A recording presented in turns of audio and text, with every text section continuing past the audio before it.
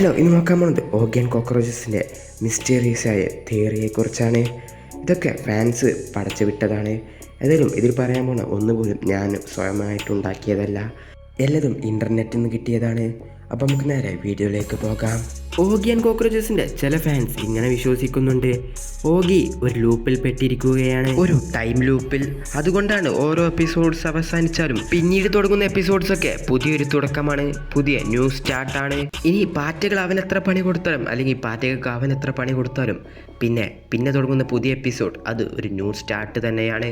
പിന്നെയുള്ള ചില ഫാൻസ് വിചാരിക്കുന്നത് ഇതെല്ലാം ഓഗിയുടെ ഒരു സ്വപ്നം മാത്രമാണ്. ഈ 3 പാർട്ടികളെ കാണിക്കുന്നതാണെങ്കിൽ ഓഗിയുടെ ഉള്ളിലെ ഭയങ്ങളെയാണ്. അങ്ങനെ വിചാരിക്കുന്ന കുറച്ച് ഫാൻസ് ഉണ്ട്. ഈ കാണുന്നതൊക്കെ ഓഗിയുടെ ഒരു സ്വപ്നം മാത്രമാണ്, അവൻ്റെ ഉള്ളിലെ ഭയമാണ് പാറ്റകൾ, 3 പാറ്റകൾ.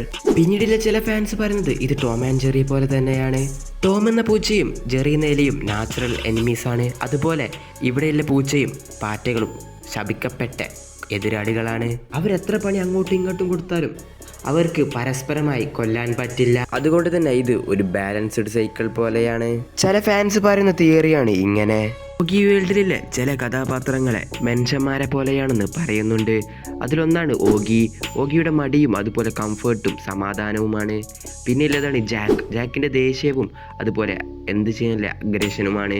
പിന്നെയുള്ളത് ബോബിൻ്റെ പവറും അതുപോലെ ആധിപത്യവും. ഇനി 3 പാർട്ടികളുടെ കാര്യം നോക്കുകയാണെങ്കിൽ അവർ കുഴപ്പങ്ങളും പ്രലോഭനം അല്ലെങ്കിൽ ജീവിതത്തിൽ നടക്കുന്ന പ്രശ്നങ്ങൾ. അതുകൊണ്ട് തന്നെ ഈ കാർട്ടൂൺ മനുഷ്യ പോരാട്ടങ്ങളുടെ ഒരു രൂപമായി മാറുന്നു. ഓഗി ആ വീട്ടിൽ ഒറ്റയ്ക്കാണല്ലോ, അതുകൊണ്ട് തന്നെ ഓഗി ചിന്തിച്ചു കൂട്ടുകയാണ് ഈ 3 പാറ്റകളുടെ കുഴപ്പങ്ങളും പ്രശ്നങ്ങളൊക്കെ.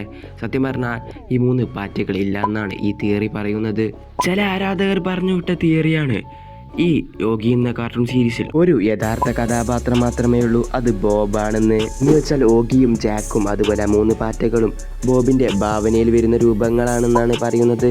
അത് ബോബിൻ്റെ ജീവിതത്തോടുള്ള നിരാശയെ കാണിക്കുന്നു. ബോബ് എപ്പോഴും ദേഷ്യപ്പെടുന്ന ഒരു ബോബിനെയാണ് ഈ കാർട്ടൂൺ സീരീസിൽ കാണിക്കാറുണ്ടായിരുന്നത്. ഈ തിയറിയിൽ ഇങ്ങനെയാണ് പറയുന്നത്.